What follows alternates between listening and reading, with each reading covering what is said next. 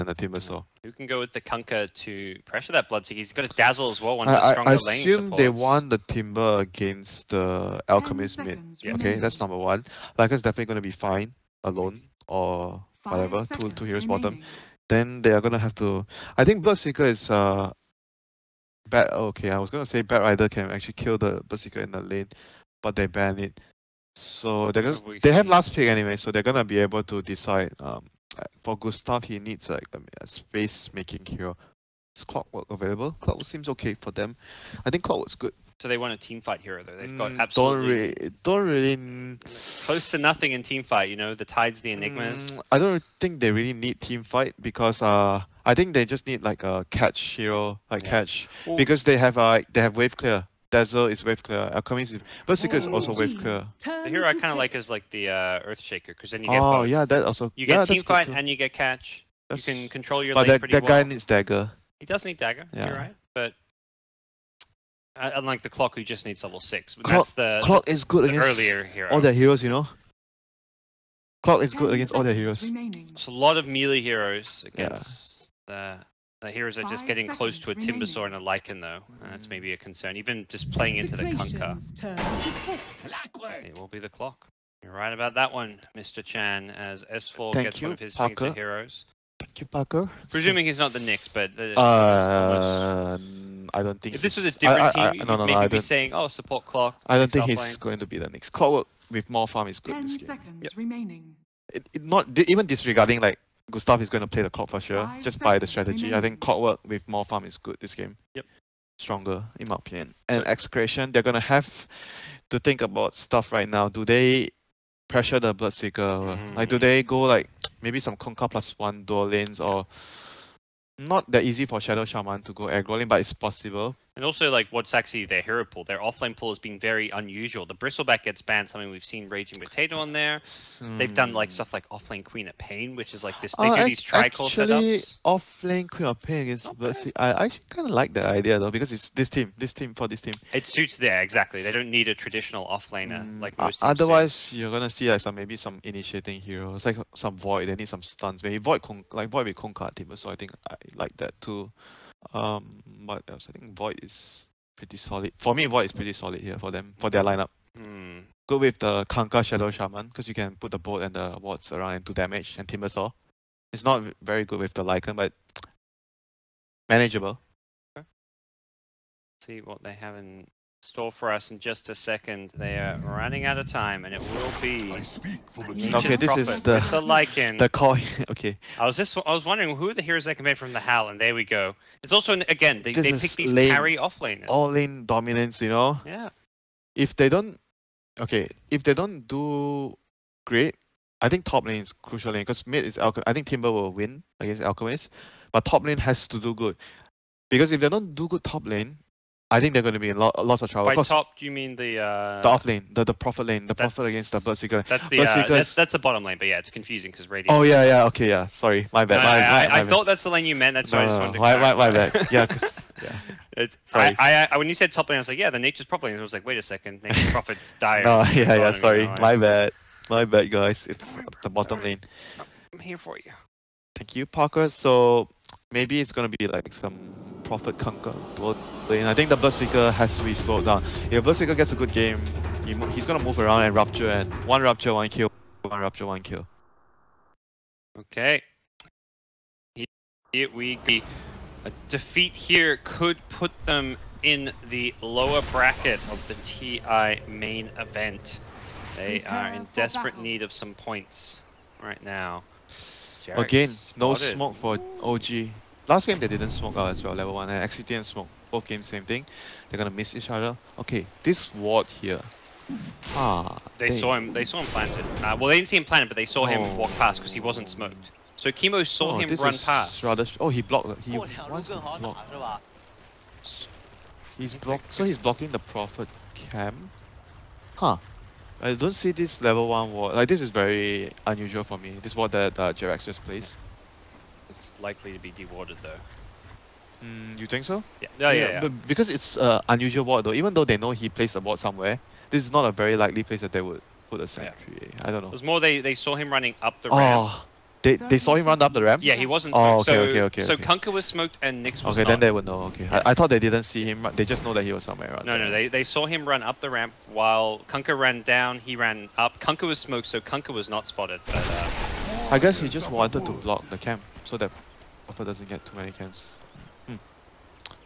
So it got dewarded. Right now, Execration has a camp that blocks, has a ward that blocks the pool camp. And they're trying to. Oh, lane swap?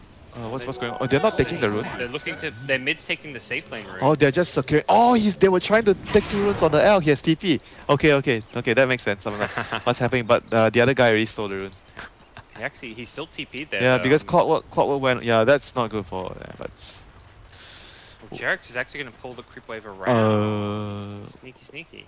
Yeah, he didn't need to necessarily TP. He should have maybe gone. So he's just trying to help. I guess because if you think about the direct confrontation in the lane, it's going to be difficult for Elk. So if you pull the wave away, but he's just going to wait for. He's going to try and make them meet. Yeah, in the middle. About Cameron. He's going to make like 2 lanes.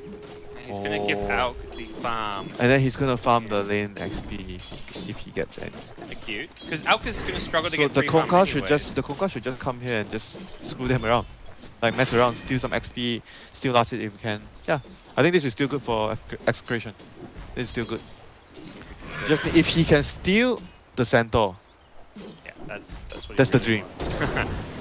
Anna doesn't get it, but ultimately still pretty good. This mid lane pushed up pretty far. James is of course going to get some good farm. Has a quelling blade, so can even last hit pretty well underneath his tower.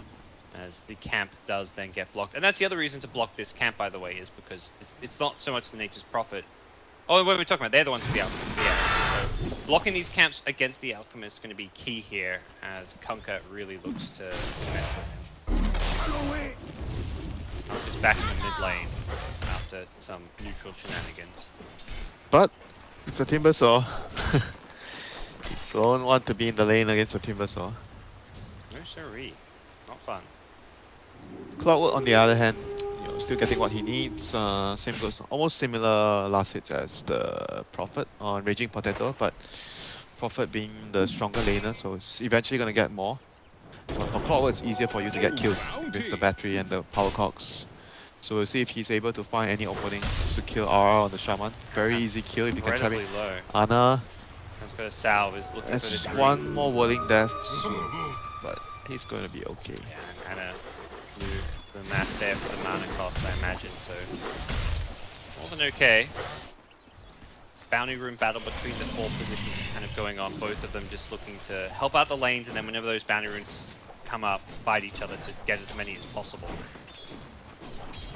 And bottom lane, so right now they have the dual lane, like we talked about just now, they needed to pressure the Bloodseeker, have a strong lane presence against him. You don't want the Bloodseeker to have a free game. Yep.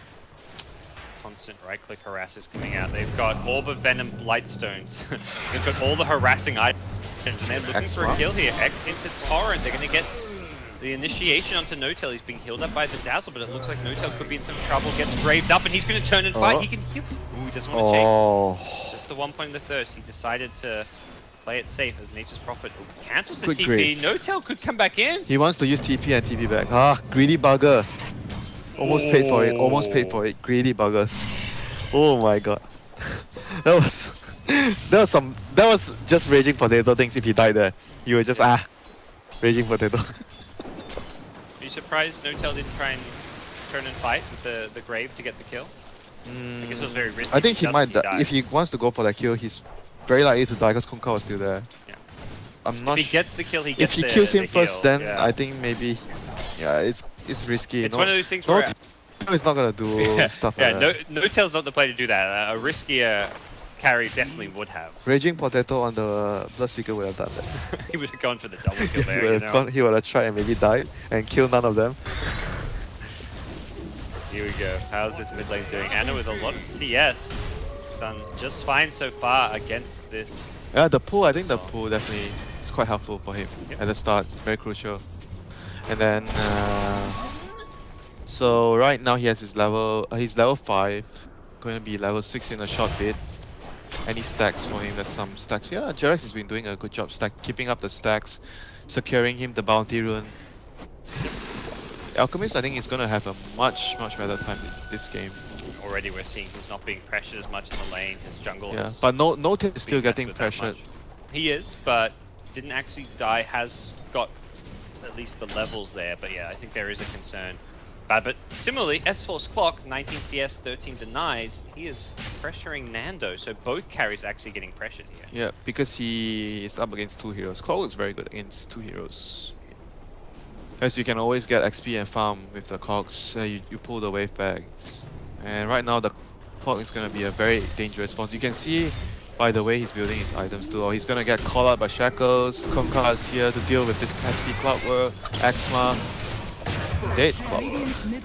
First blood. But he's trying to build a phase boost. When you build a phase boost on Clockwork, it means that you are having a great start to the game. Otherwise, you would not be trying to build a phase boost. He was partway to level 6 already as an off-laner, so that's definitely fantastic.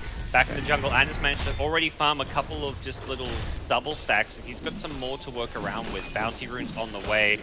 Everything for the Alchemist. This is looking to be a great Alchemist game so far, as Chemo does loop around, come and find him. That's got some vision. May just want to make sure that you can get this 6-minute bounty rune, but that in itself is going to be tricky. All of this just for the rune. Well warranted though, Alchemist. You do what you can. Yep. Slow him down. Didn't kill the camp in time to get to respawn. S4 might get Chemo here. He might be able to get him. Okay, hasn't got the phase boots, and Chemo a little bit slower than the Clockwork. He's going to get slowed down by the Shackle, and that should be enough to save his life. And S4. Timber might be in trouble. Yeah, if he's in trouble, that could be a massive kill. They've got a value point in the unstable concoction. Yep. That's how strong Clockwork is against all their heroes. Like Clockwork against Timber, Shaman, the Prophet at some point. All these heroes are quite easy kills for the Clockwork. Clock got level 6 off of that. He may want to pop this shrine and look for some kills. The Shadow Shaman is a free kill for him, and yeah, he's going to immediately do that. But they have what there, so he might want to kill the Timber again though. I think that would be also a nice idea. Okay, see him head back there again. Though, as you mentioned, there is a lot of dire vision.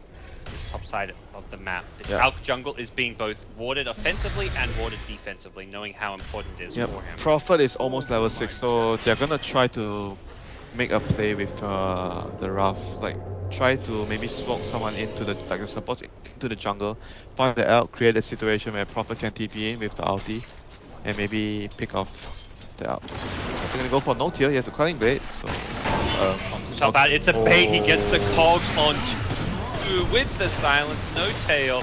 May need to be a little bit careful about going into back this one up. S4 wants both, needs to be careful to make sure he gets at least one of the 2 kills. Raging Potato will be chased down by S4, and on the side, No Tail could not quite finish off the Kunkka. Good movement by Gustav there. Reading that the Execration heroes are gonna try to, like, he was just on his way bottom. Very close to getting both, even with just the one kill. Yeah, right place, right time. If there weren't so many creeps there, maybe he would have been able to get forward. A lot of the treants take a lot of the cogs. Mid lane Ana. A bit of damage from this Timbersaw, but Timber soaring soon is maybe looking for this kill, but the armlet tog with Ana is being used between. Again, Gustav there to save the day.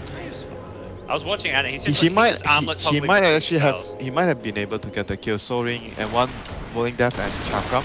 If he mistimed something, he might actually go down. Yeah, he mistimes the armlet. And with because they had the Prophet out, so they had a...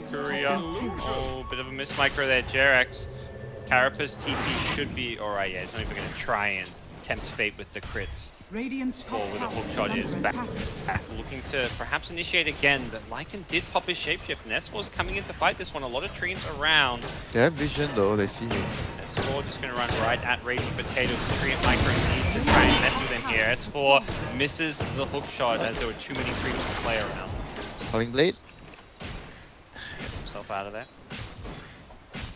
Another stack. You know, he just gets himself out of the Sprout, just stacks again for the L. Everyone is just having the stack, you know, in their mind. Alchemist is going to win us the game, we are going to stack, and he is going to be fat.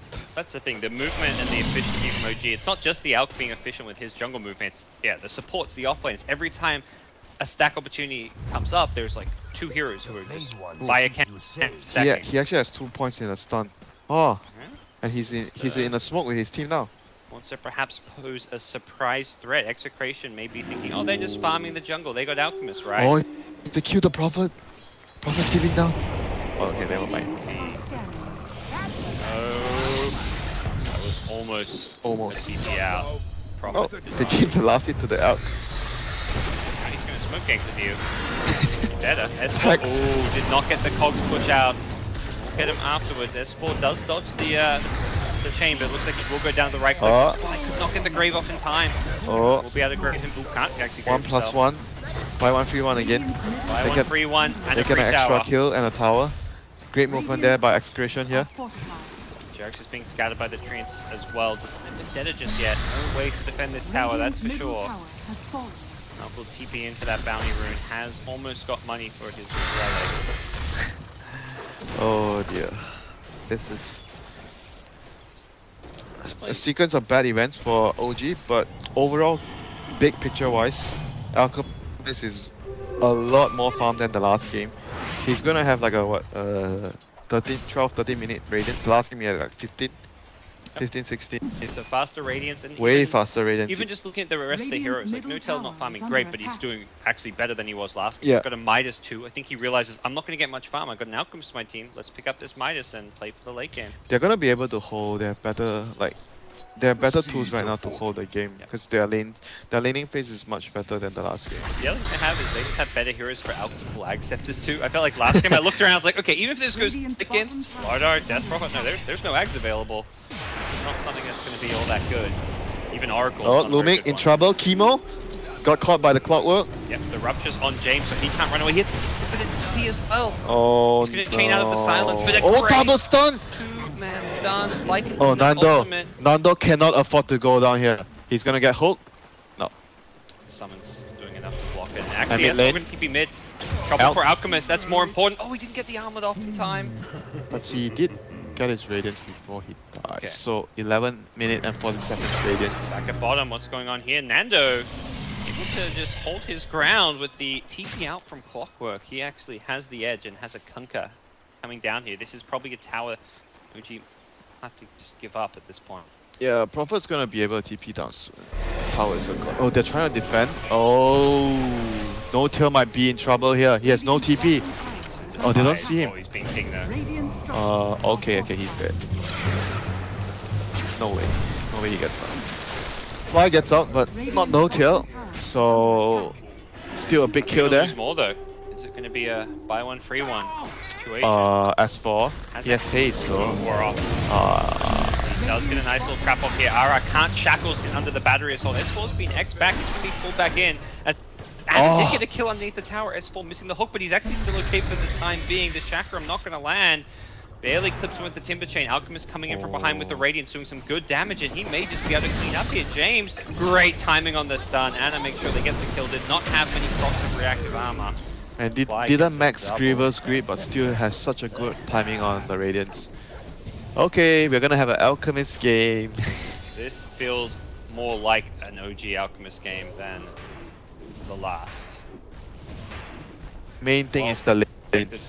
Yeah, just the lanes. The lanes going well is a huge deal for a lineup like this. The lanes going well means that everyone else that's supposed to make space for the Alchemist will be able to do their job.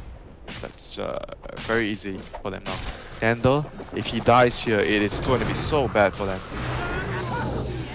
Max duration stun from Anna. Where's the backup?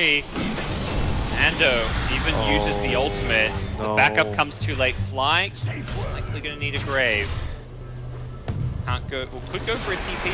Decides not to. Looking to help out his team here. Jarek's in potentially some trouble with the Vendetta down, and they're just going to TP Anna out.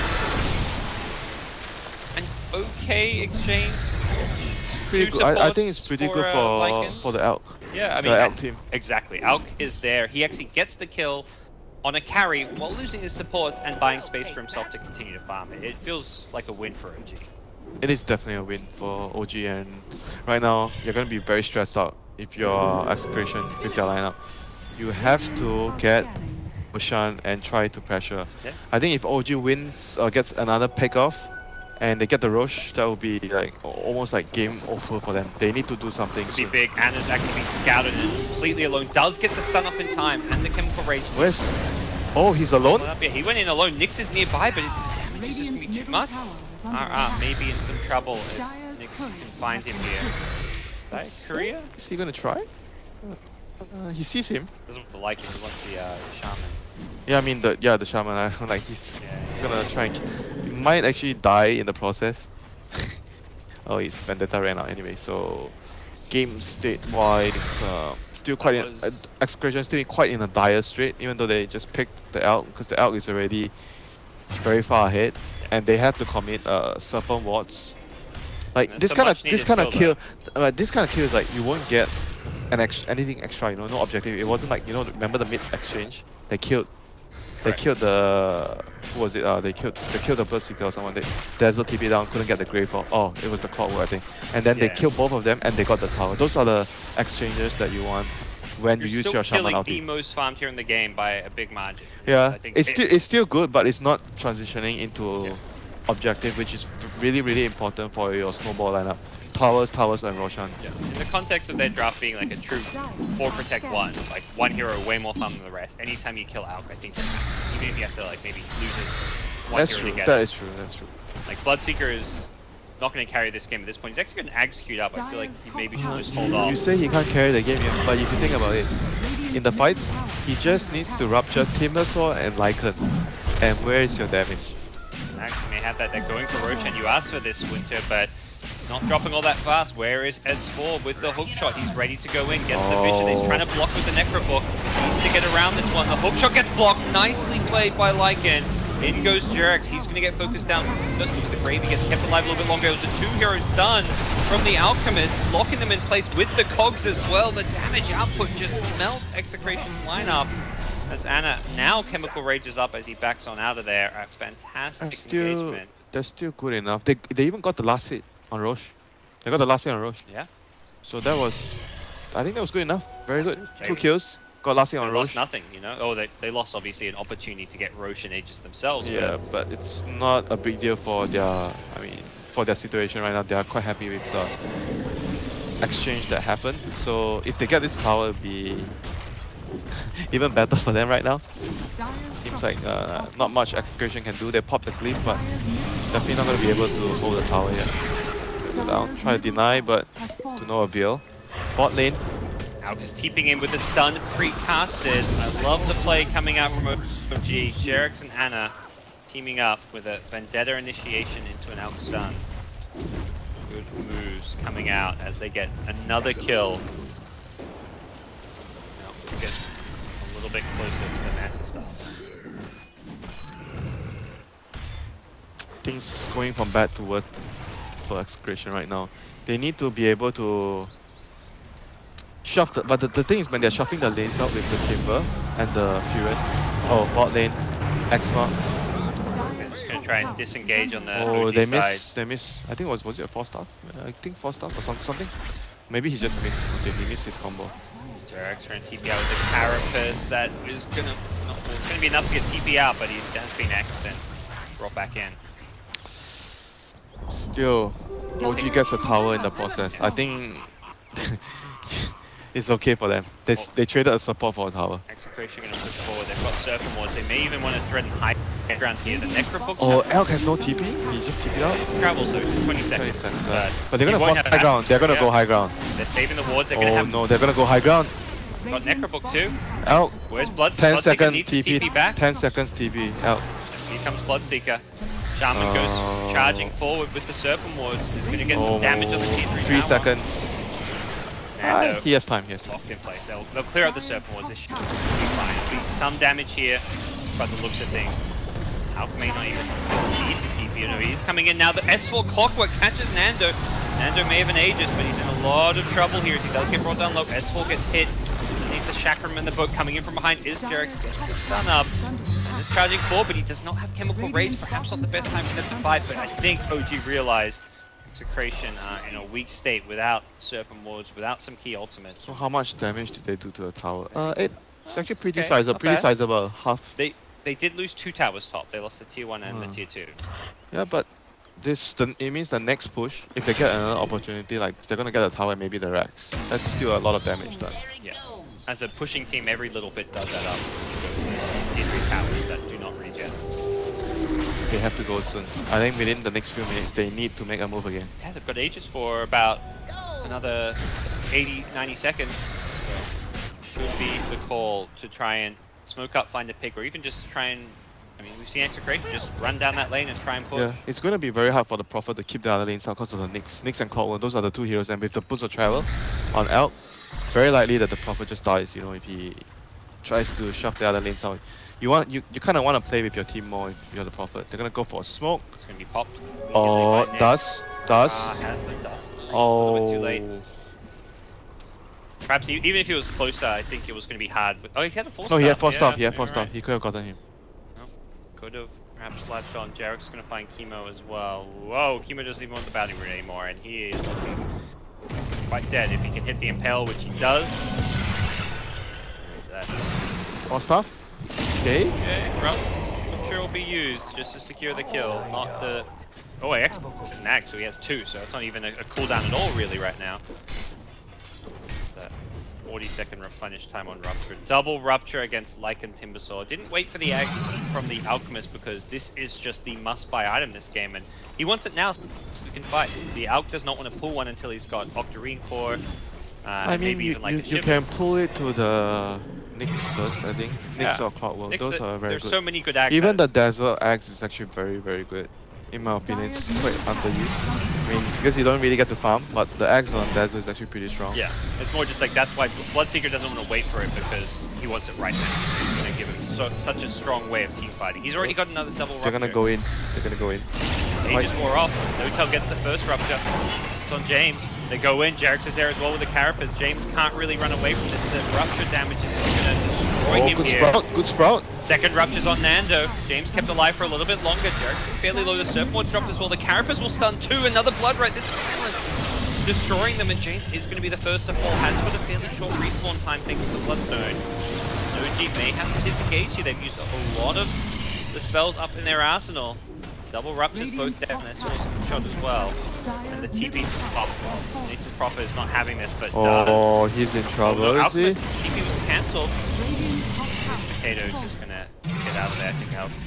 He did get the tower, so they're really desperate about objectives right now.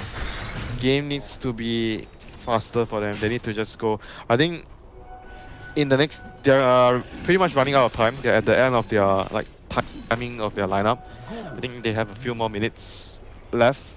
They have to try and break the Rex at bottom. They need to try, or else the game is just pretty much lost for them. Oh. See.